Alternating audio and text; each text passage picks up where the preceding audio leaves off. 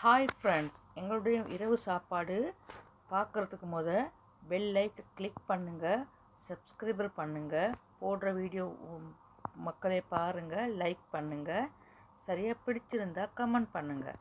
இந்த இரவு சாப்பாடு இடியாப்பம், கிழங்கு கறி, பருப்பு கறி, தேங்காய் சம்பல், தேங்காய் வெள்ளை சம்பல், சரியா இடியாப்பம், நண்டு கறி எல்லாம் இருக்குது.